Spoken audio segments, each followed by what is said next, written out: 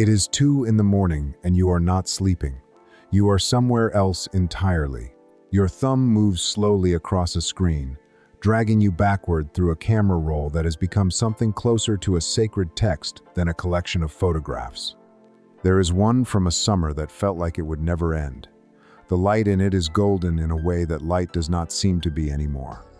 There are faces in it belonging to people who still exist somewhere in the world, but no longer exist in your world. Not like that. Not with that particular laughter. Not with that specific warmth that made you feel like you had finally, after years of searching, arrived somewhere safe. You stay on that photograph longer than you should. You zoom in. You look at your own eyes in it. And you barely recognize the person staring back. Not because they look so different, but because they look so alive. And something in your chest folds in on itself like a letter you never meant to send. You lock the phone. You set it down. And then, almost immediately, you pick it back up and open an old playlist. A song starts playing that you have not heard in years, and within 4 seconds, you are not in your bedroom anymore. You are in a car with the windows down. You are on a rooftop in a city you no longer visit. You are in the middle of a conversation that ended long ago with someone who has since become a stranger, and it feels more real, more textured, more alive than anything that has happened to you in months, maybe longer. This is the moment most people never pause to examine. This is the threshold no one warns you about, because somewhere between remembering and reliving, between honoring what was and refusing what is, a door closes behind you so quietly that you do not hear it shut. And by the time you notice, you have been living inside a museum for years, pressing your face against the glass of your own history, wondering why everything on the other side looks so much more beautiful than anything you can touch with your hands today. There is a term in psychology called rosy retrospection. It describes something your brain does without your permission, something so elegant and so dangerous that most people never realize it is happening. When you remember the past, your mind does not give you a faithful recording. It gives you a film it has directed, edited, and scored. It removes the awkward silences from the conversations. It softens the arguments. It cuts the scene right before the tears and picks back up at the reconciliation. It saturates the colors of ordinary Tuesday afternoons until they look like the closing shots of a movie about someone who was deeply, impossibly loved. You are not remembering what happened. You are remembering a version of what happened that has been carefully curated to feel like paradise. And the cruelest part is that you do not know you are watching fiction. You believe, with your entire body, that it was that beautiful, that it really was that effortless, that the happiness you felt then was pure and constant and uncomplicated in a way that happiness now never seems to be. But it was not. You had bad days then too. You had doubt then too. You had nights where you lay awake wondering if you were enough, if the love would last, if you were making the right choices. Your brain has simply archived those files in a folder you will never open. What remains is a highlight reel so intoxicating that the present cannot compete with it. Not because the present is emptier, but because the present has not yet been edited. There is a companion to this phenomenon. Clinicians who work in addiction recovery call it euphoric recall, the tendency to remember only the high and none of the wreckage. It was first studied in the context of substance dependence, but it applies with disturbing precision to the way some people relate to their own histories. You remember the rush, but not the crash. The closeness, but not the codependency. The belonging, but not the slow erosion of yourself that you paid for it with.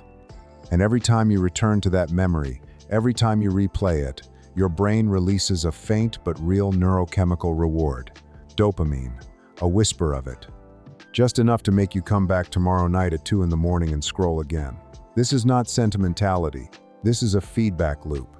This is your nervous system learning that the past is the safest and most pleasurable place to live, and your present slowly becoming something you endure between visits to a world that no longer exists. And if you are honest with yourself, truly honest in the way that makes your stomach tighten, you know that what you are running toward in those memories is not really a place or a person. It is a version of yourself, the one who had not yet been disappointed in certain ways. The one who still believes specific outcomes were inevitable. The one who walked into rooms without carrying the invisible weight of everything that has happened since. You are not homesick for a location. You are homesick for an identity. And this is where the psychology becomes deeply, quietly brutal. Because you cannot go back to a version of yourself that only existed under conditions that no longer exist. That version of you was a product of a specific combination of relationships, circumstances, ignorances, and illusions that have since dissolved. Grieving a person who died is something the world gives you language for. Grieving a version of yourself that you can never be again is something most people do in total silence, without even understanding what they are mourning. This is the part no one tells you. Nostalgia, in its chronic form, functions as an emotional anesthetic. It does not heal anything. It numbs. It gives you a place to go when the present feels too uncertain, too disappointing, too demanding of a version of you that you are not sure you know how to be yet. The future asks you to become. The past only asks you to remember. And remembering is so much easier. Becoming requires risk. It requires the humiliation of being a beginner again. It requires walking into rooms where you have no history, no reputation, no proof that you are someone worth knowing. The past requires none of that. In the past, you have already been chosen. You have already been loved. The story has already been written, and you already know how it ends, or rather, you already know the version of how it ends that your brain has allowed you to keep, so you stay. Not because you are weak, but because the architecture of your own mind has built a refuge so convincing that leaving it feels like a second loss. But here is what the refuge costs you, and this is the part that will hurt to hear, not because it is unkind, but because it is true. While you are curating the museum, while you are adjusting the lighting on memories that happened 3, 5, 10 years ago, the people who are currently in your life are reaching for you and finding glass. They are sitting across from you at dinner while you compare them, without meaning to someone who no longer exists in the form you remember. They are telling you something important, and watching your eyes drift to a middle distance that they cannot follow you into. They are loving you in the only tense that love can actually exist in, the present. And you are grading their love against a memory that has been so heavily edited it might as well be myth. You are becoming what some psychologists describe as an emotional ghost, physically present, temporally absent, haunting your own life instead of living it. And the people who love you can feel it. They may not have the language for it, but they feel the absence behind your eyes. They feel the way you are always half somewhere else. And slowly, without confrontation, without dramatic departure, they begin to let go of you, not because they want to, but because they cannot keep competing with a version of reality that never actually existed. You keep a sweater folded in the back of a drawer that you never wear, because wearing it would dilute what remains of the smell. You have a screenshot saved on your phone of a conversation so ordinary that no one else would understand why it matters, but you read it sometimes the way a person reads scripture, looking for proof that you were once that happy, that easy, that whole. A certain song comes on in a grocery store, and your chest caves in so fast you have to grip the cart and breathe through it like a contraction.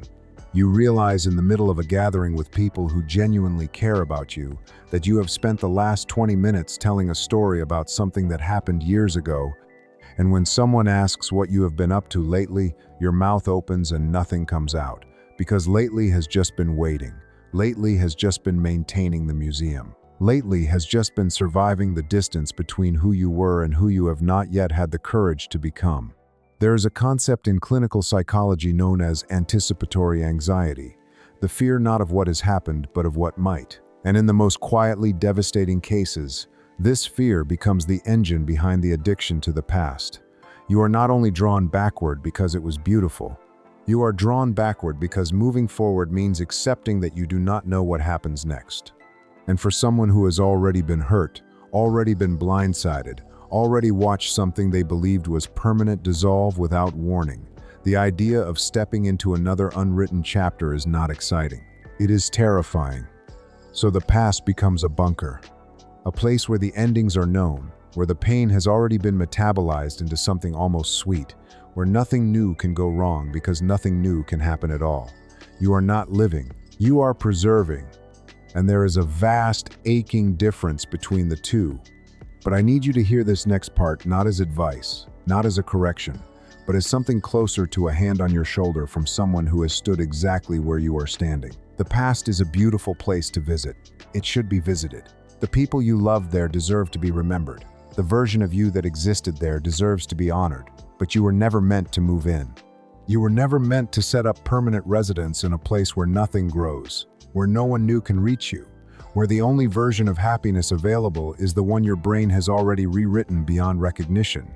The doors of that museum were always meant to open in both directions. You were always meant to walk back out, and walking out does not mean forgetting. It does not mean the love was not real. It does not mean those years did not matter. It means that you are choosing, perhaps for the first time in a very long time, to give the present the same tenderness you have been giving the past. It means letting today be imperfect and unfinished and uncertain and still worthy of your full attention. It means looking at the people in front of you without the filter of everyone who came before them. It means allowing yourself to be a beginner again, to not know how the story ends, to feel the terror of that, and to walk forward into it anyway, because the alternative is not safety. The alternative is a beautifully decorated room where the clock has stopped and you are the only living thing in it. So I will ask you something gently, and I want you to sit with it longer than is comfortable. What memory have you been living inside of, instead of living your life? What version of yourself have you been protecting that is now keeping you prisoner? And what would it feel like, not to forget it, but to finally, gently set it down? If this reached something in you that you have not been able to name until now, I hope you will stay. Subscribe to this channel because what we do here is language for the things you have been carrying alone. Leave a comment. Tell me what you are ready to walk out of. You do not have to do it all at once. You just have to turn around and notice that the door has been open this entire time.